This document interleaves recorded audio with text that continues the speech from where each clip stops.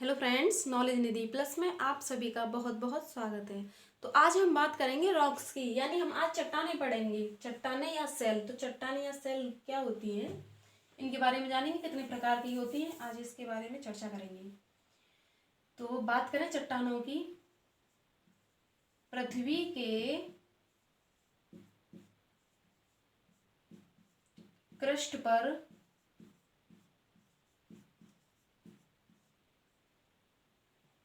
पाया जाने वाला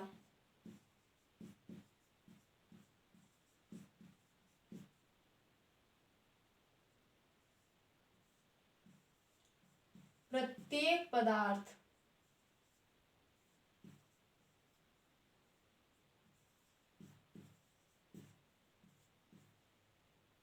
क्या कहलाता है? प्रत्येक पदार्थ कठोर हो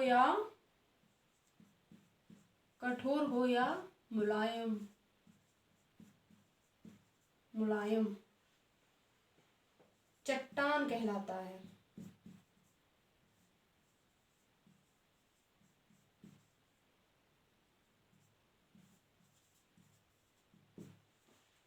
कहलाता है।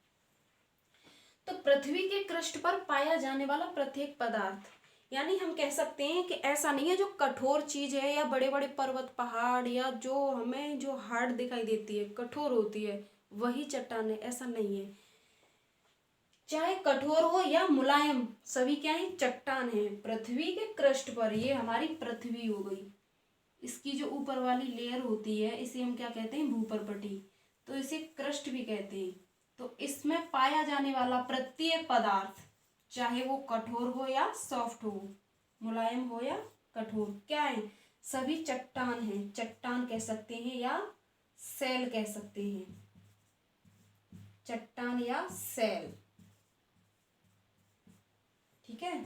तो क्या है? पृथ्वी के पृष्ठ पर पाया जाने वाला प्रत्येक पदार्थ कठोर हो या मुलायम चट्टान कहलाता है।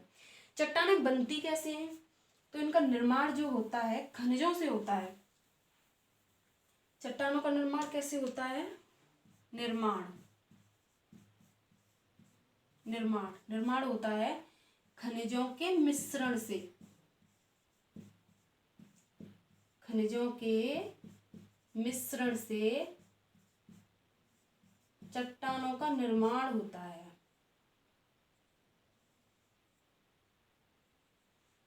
ये मिश्रण है, ठीक है।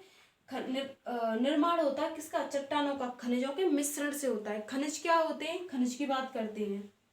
खनिज हमारे जो खानों से निकाले जाते हैं वही हमारे खनिज हैं। यानी हम कह सकते हैं पृथ्वी के भूगर्भ से जिन पदार्थों को खोदकर निकाला जाता है वही हमारे खनिज या मिनरल्स कहलाते हैं। खनिज जिनको या जिन्हें खानों से खोदकर निकाला जाए,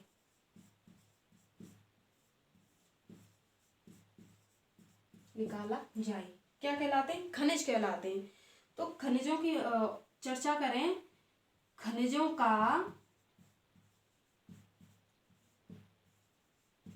का अपना एक रासायनिक संगठन होता है।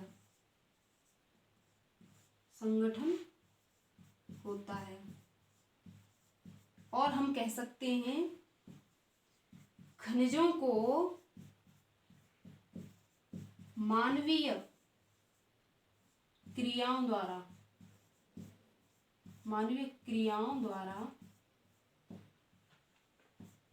निर्मित नहीं किया जाता।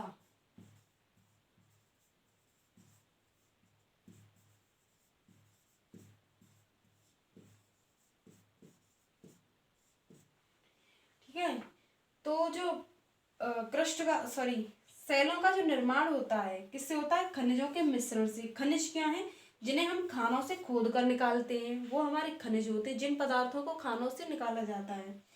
खनिजों का अपना एक रासायनिक संगठन होता है और खनिजों को मानवीय क्रियाओं द्वारा नहीं निर्मित किया जाता। मतलब ये नेचुरल होते हैं खनिज जो हमारे होते हैं, ये प्रकृति प्रदत्त उपहार हैं जो हमें प्रकृति से प्राप्त होते हैं। तो खनिजों का जो निर्माण है वो मानवीय क्रियाओं द्वारा नहीं होता। तो बात कर रहे थे हम चट्टानों की। चट्टानों का निर्माण कैसे होता है? खनिजों के मिश्रण से। बात करते हैं खनिजों के प्रकार की, कितने प्रकार की होती है। जैसा कि लिखा है, पृथ्वी के कृष्ण पर पाया जाने वाला प्रत्येक पदार्थ कठोर हो या मुलायम चट्टान कहलाता है। चट्टानों का निर्माण कैसे होता है? खनिज के मिश्रण से। खनिज क्या होते हैं? खानों से खोद कर निकाले जाएं, उनका अपना रासायनिक संगठन हो और इन्हें प्रकृति द्वारा प्राप्त किया गया हो, यानी मानवीय क्रियाओं द्वारा नहीं हो, कि मानवीय क्रियाओं द्वारा निर्मित नहीं किया गया हो। अब बात करते हैं इनके टाइप्स की।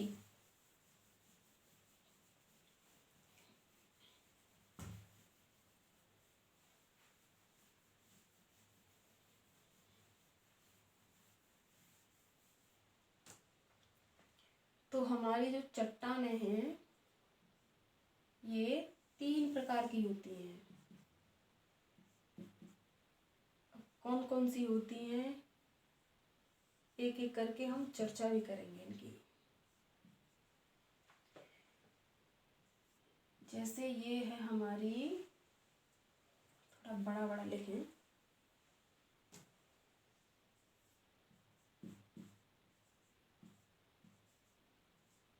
आग्नेय शैल या चट्टान, अवसादी शैल, और ये हो गई हमारी रूपांतरित सेल, या हम इसे कायांतरित सेल भी कह सकते हैं। आग्नेय, अवसादी और रूपांतरित। तो चलिए आग्नेय सेल की चर्चा करते हैं। आग्नेय सेल, इसे हम प्राथमिक सेल भी कहते हैं। आग्नेय सेल को प्राथमिक सेल भी कहा जाता है। क्यों? क्योंकि सबसे पहले आग्नेय सेल का ही निर्माण हुआ, इसीलिए हम आग्नेय सेल को प्राथमिक सेल भी कहते हैं।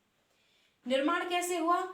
चलिए निर्माण की बात करें हम। निर्माण इधर लिखते हैं, निर्माण।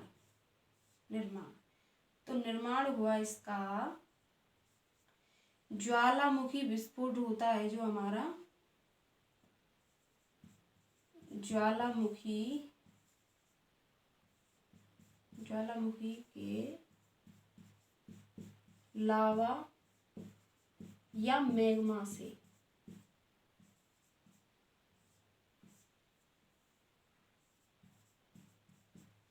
यानी कि ज्वालामुखी विस्फोट के दौरान जो तप्त मैग्मा या लावा पृथ्वी के धरातल पर आकर जब ठंडा होकर जम जाता है, तो उसी से क्या होता है? आग्नेय शैल का निर्माण होता है।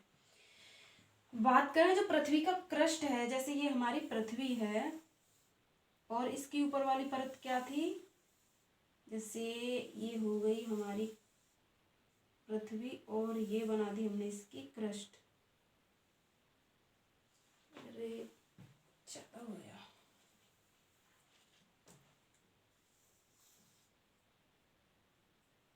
ये, और ये बना दी हमने इसकी भूपर पट्टी यानी क्रस्ट। तो पृथ्वी के क्रस्ट का जो निर्माण हुआ है उसमें हमारी आग्नेय सेल का कितने प्रतिशत योगदान है?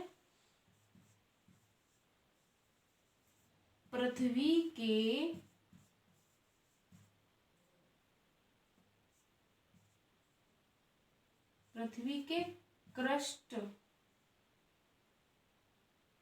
क्रस्ट के निर्माण में किसका? आग्नेय सेल का निर्माण में आग्नेय सेल का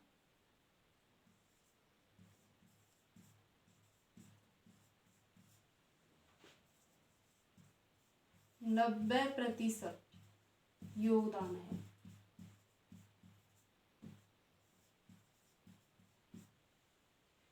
यानी कि हम कह सकते हैं जो हमारी क्रस्ट बनी हुई है, ये परत, ऊपर वाली परत, इसे हम क्या बोलते हैं? भूपर पट्टी। इसका जो निर्माण हुआ है, भूपर्पटी का जो निर्माण हुआ है 90% किससे हुआ है? आग्नेय सेल से। आग्नेय सेलों का निर्माण, क्रस्ट के निर्माण में कितना योगदान है? 90%। तो इसे क्या कहते हैं हम?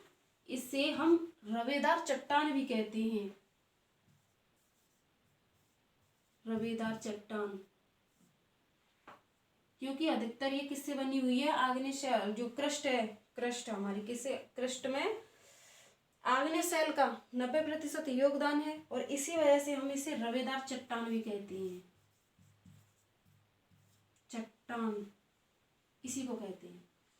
बात करें आग्नेय सेल में जो जो लेयर्स हैं वो होती हैं या नहीं होती, यानी हम कह सकते हैं परतें नहीं होती, परतें नहीं, और क्या, जीवावशेष भी नहीं पाए जाते।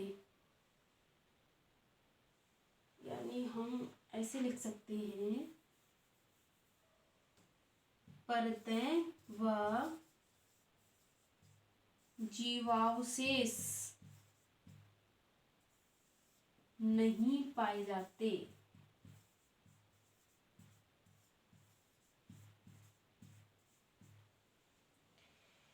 तो आग्नेय सेल जो है इन्हें प्राथमिक चट्टान कहते हैं या प्राथमिक सेल कहते हैं, क्योंकि सबसे पहले इनका निर्माण हुआ। निर्माण कैसे हुआ? ज्वालामुखी के लावा या मैग्मा से। पृथ्वी का जो क्रस्ट है, ये भूपर्पटी है, इसके निर्माण में आग्नेय सेल का कितने प्रतिशत योगदान है? 90%। आग्नेय सेल को हम रवेदार चट्टान भी कहते हैं। आग्नेय सेल में कोई लेयर्स नहीं होती, यानी परतें नहीं पाई जाती, और जीवावशेष भी नहीं पाए जाते। जीवावशेष क्या होते हैं? जीवों के अवशेष, जैसे जीव मर जाते हैं उनके जो कंकाल वगैरह जो रह जाते हैं वो उनके अवशेष जो पाए जाते हैं, वही जीवों के अवशेष होते हैं, और उन्हें हम क्या बोलते हैं? जीवावशेष। तो आग्नेय सेल में जीवावशेष नहीं पाए जाते हैं। और जो हमारी आग्नेय सेल है, इसकी चर्चा करें तो ये भी 2 प्रकार की होती है, यही लिख देते हैं। आग्नेय सेल 2 प्रकार की होती है। पहली है हमारी आंतरिक आग्नेय, आंतरिक आग्नेय, और दूसरी है हमारी बाह्य आग्नेय, बाह्य आग्नेय। इसके उदाहरणों की बात करें, निर्माण हटा देते हैं यहाँ से।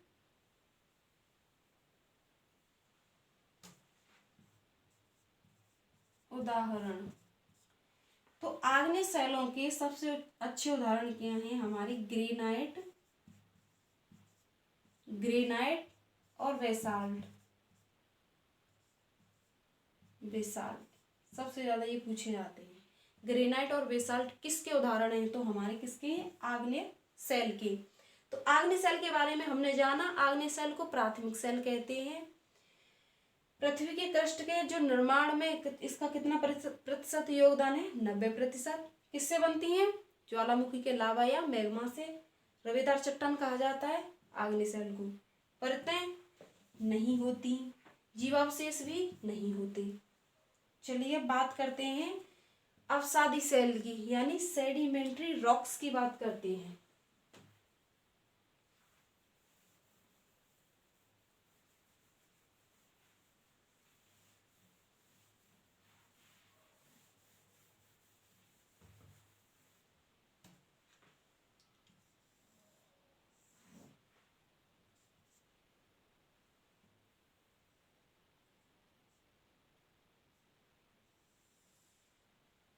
रॉक्स यानी सेडिमेंट्री रॉक्स, ये कैसे बनती हैं?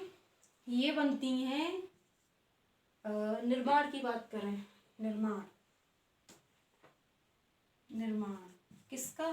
अवसादी सेलों का। तो अवसादी सेलों का निर्माण होता है आग्नेय व रूपांतरित या कायांतरित, रूपांतरित सेलों के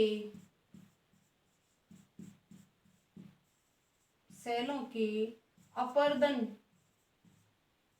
अपर्दन यानी हम इसे क्या कह सकते हैं, अपर्दन को कटाव, कटाव। व निक्षेपण, निक्षेपण होता है हमारा जमाव,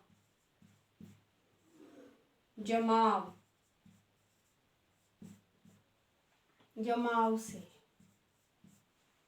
आग्नेय व रूपांतरित सेलों के अपर्दन व निक्षेपण से क्या होता है, अवसादी सेलों का निर्माण होता है।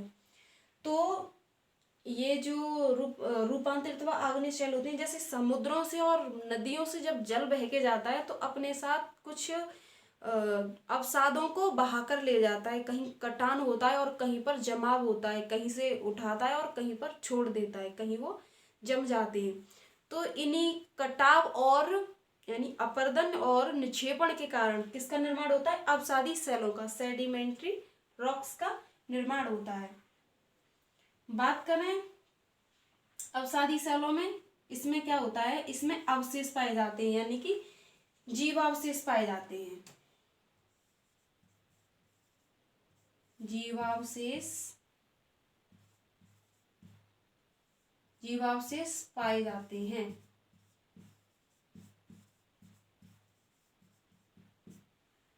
परतें, परतें भी पाई जाती हैं, परतें भी पाई जाती हैं, किसमें, अवसादी में पाई जाती हैं।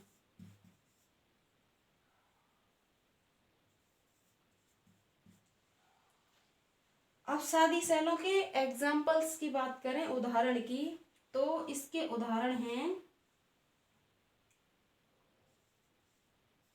चूना पत्थर, चूना पत्थर, बलुआ पत्थर,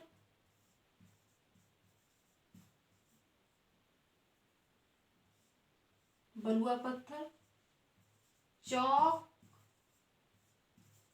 व डोलोमाइट,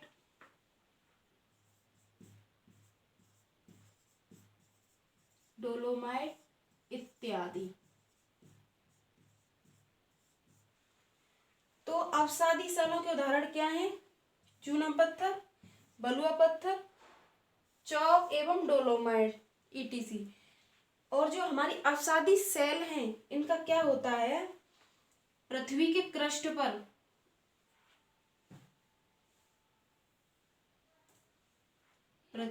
पृथ्वी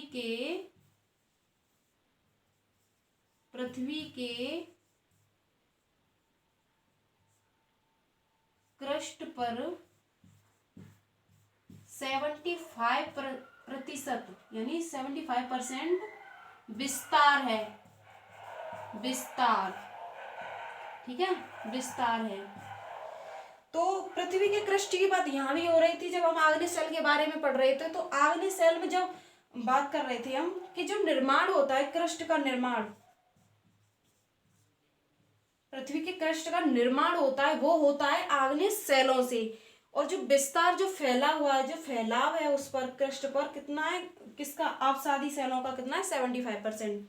यानी कि हम कह सकते हैं हमने कोई चीज बनाई, यानी हमने कोई वस्तु या कोई चीज बनाई, मिट्टी से बनाई, ये पूरी किससे बनी हुई है, मिट्टी से बनी हुई है। अगर हम इस पर एक प्लास्टिक की परत चढ़ा दें, यानी कोई कवर चढ़ा दें, लेयर्स चढ़ा दें, तो जो हमारी जो बनी हुई है, जिससे वो बनाई गई है, वो तो हो गई हमारी क्या, आग्नेय सेल। और जो परत चढ़ाई गई है, लेयर चढ़ाई गई है, वो क्या है, 75%, वो क्या है, अवसादी सेल।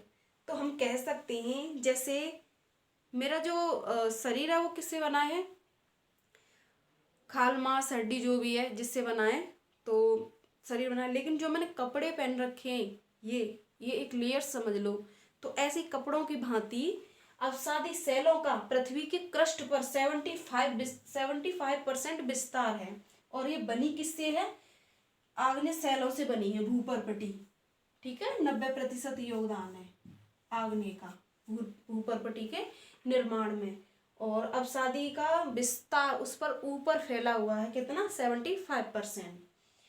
तो इसमें इसकी बात करें आग्नेय सेल की, सॉरी, अवसादी सेल की निर्माण की, तो ये आग्नेय व रूपांतरित सेलों के कटाव और जमाव के कारण इसका निर्माण होता है। परतें भी पाई जाती हैं। यही एक ऐसी परत है जिसमें जीवावशेष पाए जाते हैं और परतें भी पाई जाती हैं। इसके उदाहरण हैं चूना पत्थर, बलुआ पत्थर, चौक एवं डोलोमाइट इत्यादि। पृथ्वी के पृष्ठ पर कितना फैलाव है इसका? 75%। चलिए बात करते हैं अब हम कायांतरित सेल की, यानी रूपांतरित सेल के बारे में बात करेंगे।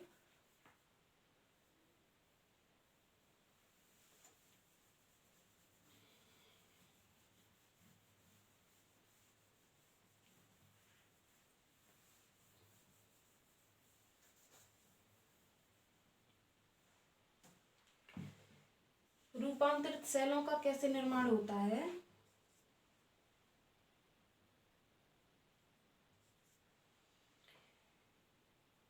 आग्नेय व निर्माण की बात कर रहे हैं ना, निर्माण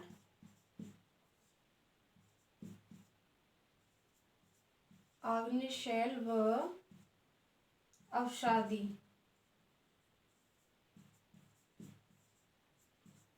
अवसादी सेलों में क्या होता है? सेलों में तापमान व दबाव के कारण होने वाले परिवर्तन से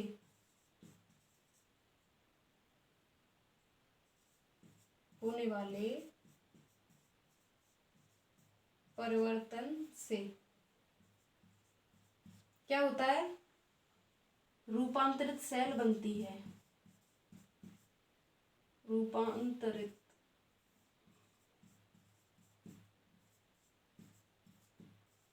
सेलों का निर्माण होता है।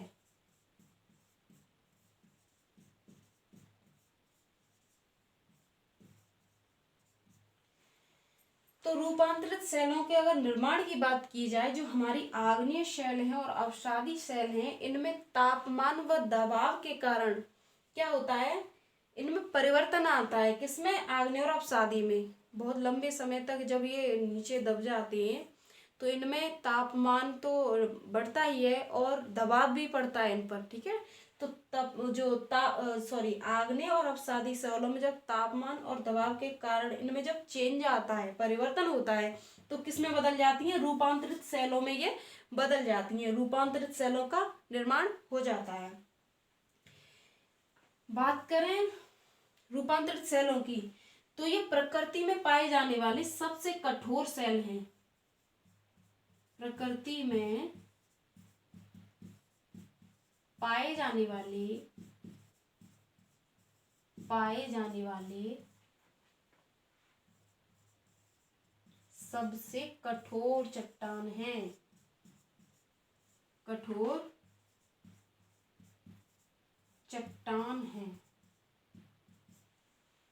सबसे कठोर जो चट्टानें हैं हमारी कौन सी है? रूपांतरित चट्टानें हैं। बात करें इसमें परतें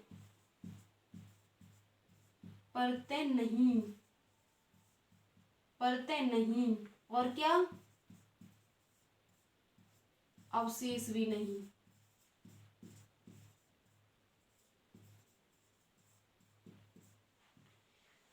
तो रूपांतरित सेलों में ना तो परतें पाई जाती हैं और ना ही अवशेष पाए जाते हैं, यानी जीवावशेष। यानी कि जीवों के अवशेष, जीवावशेष लिख देते हैं। जीवावशेष नहीं, जीवावशेष भी नहीं होते। बात करें रूपांतरित सेलों के उदाहरण की, तो इसके उदाहरण हैं,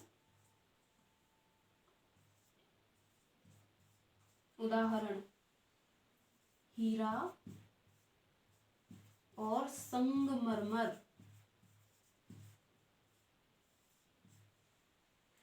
कायांतरित सेलों के कौन से उदाहरण है? हीरा और संगमरमर। तो बात करें हम, जो हीरा बनता है हमारा, यानी कि हम कह सकते हैं प्रकृति में या पृथ्वी में प्रकृति की बात कर लेते हैं, जब तापमान प्रकृति में कोई भी चीज हो, जब उस पर टेम्परेचर और दबाव पड़ेगा तो क्या है, वो अपना रूप परिवर्तित कर लेगी, परिवर्तन हो जाता है। तो जो हीरा है, हीरे का निर्माण कैसे होता है? हीरे का निर्माण होता है कोयले में परिवर्तन होता है, कोयले में परिवर्तन परिवर्तन से क्या बनता है? हीरा। हीरे का निर्माण हो जाता है, कोयले में चेंज होता है तो। और जो संगमरमर बनता है, ये कैसे बनता है? संगमरमर बनता है हमारा चूना पत्थर, चौक व डोलोमाइट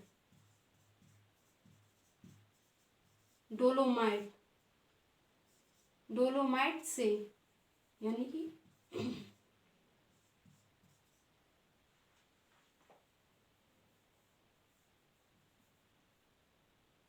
डोलोमाइट से क्या बन जाता है? संगमरमर।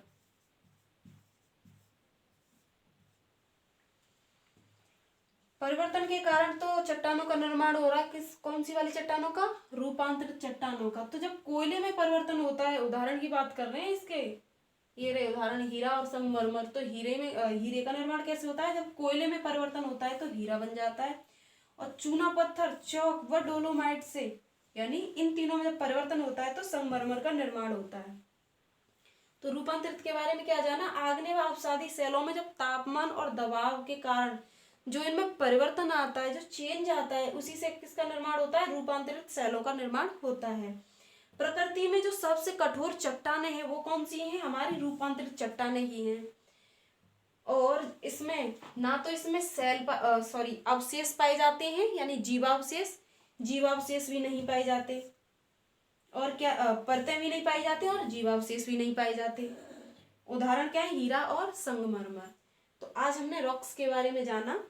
रॉक्स का जो निर्माण होता है वो कैसे होता है? खनिजों के मिश्रण से। रॉक्स कितने प्रकार की होती हैं? आग्नेय शैल, अवसादी शैल और रूपांतरित शैल। आग्नेय शैलों का निर्माण कैसे होता है? ज्वालामुखी के मैग्मा से। अवसादी का कैसे होता है? आग्नेय शैल और रूपांतरित शैलों के कटाव व जमाव के कारण अवसादी का निर्माण होता है। बात करें इसमें ना, देखिए, ना तो इसमें परत होती है और ना ही इसमें होती है, ना इसमें जीवावशेष पाए जाते हैं और ना ही इसमें पाए जाते हैं जीवावशेष, केवल और केवल इसी में पाए जाते हैं। इसमें परतें भी पाई जाती हैं, अवसादी में, सेडिमेंट्री रॉक्स में जीवावशेष भी पाए जाते हैं, और हमारी जो परतें हैं, लेयर्स हैं, वो भी पाई जाती हैं। ठीक है, तो आई होप ये टॉपिक आपकी समझ में आ गया होगा। तो मिलते हैं अगली वीडियो में। धन्यवाद।